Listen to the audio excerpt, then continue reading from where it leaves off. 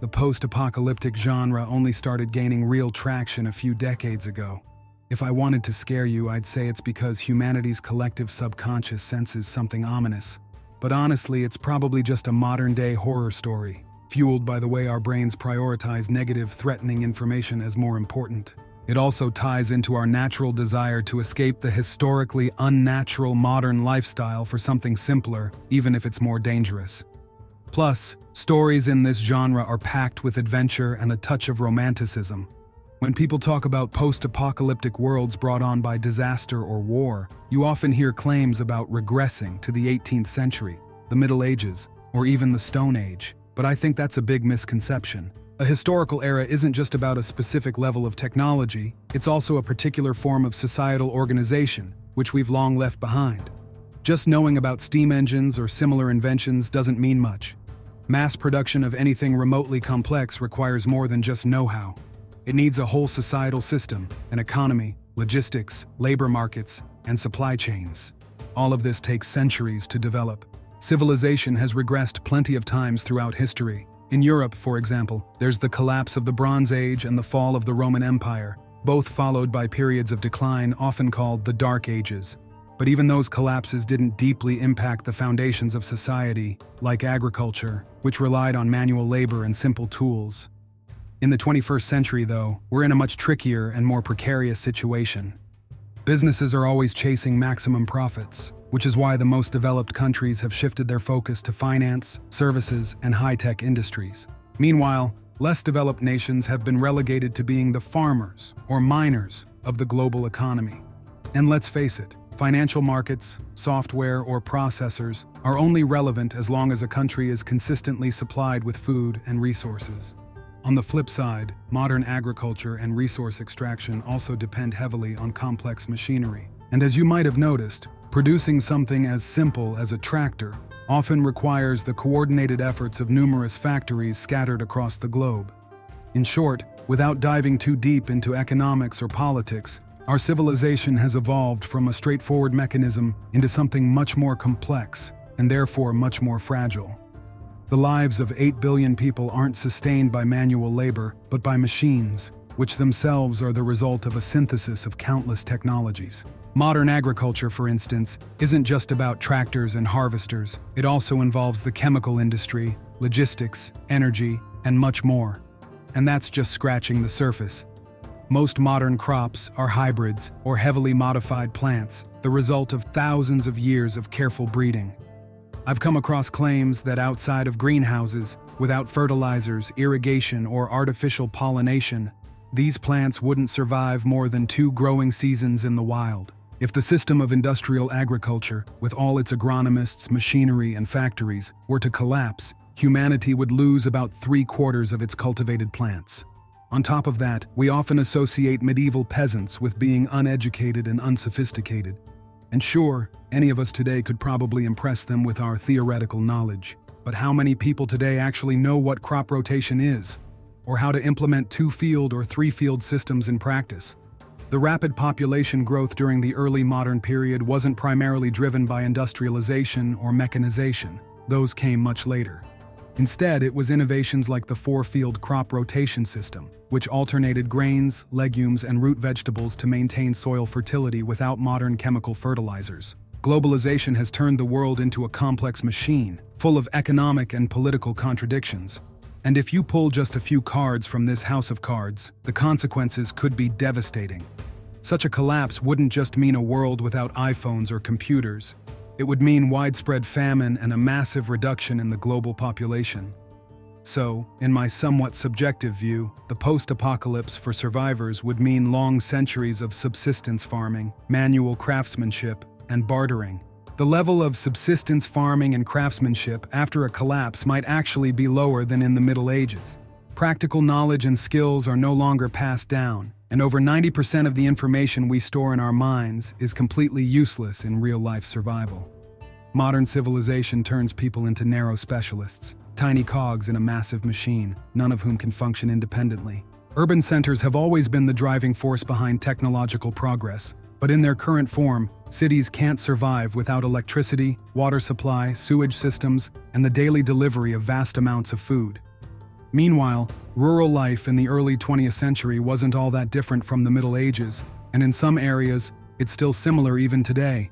That said, humanity probably won't fall all the way back to the Stone Age. Natural animal resources are exhausted, and even if the world empties out, populations of large herd animals, once the main prey for hunters, aren't likely to bounce back anytime soon. Meanwhile, modern civilization produces about 2 billion tons of steel annually. And to work with metal, you don't need industrial-scale technology, just enough heat from an open flame. Doing something with existing metal is far easier than extracting it from ore. That's why early civilizations first learned to use meteoric iron.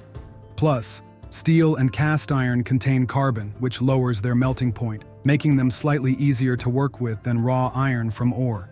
Historically, though, ore wasn't often smelted.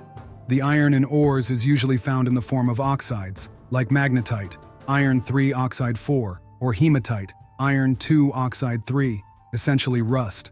In a simple clay furnace, a cone-shaped structure with air pumped in, the process of reduction converts that rust into metallic iron. So, in a post-apocalyptic world, serviceable metal would likely be repurposed, while heavily corroded items could be restored in basic furnaces. This would allow humanity to produce simple hand tools. But the main focus for survivors would shift to food production, since the drop in labor productivity would make this a time and energy-intensive task. As for what kind of disaster might bring civilization to its knees, there are many possibilities. But most wouldn't completely destroy nature.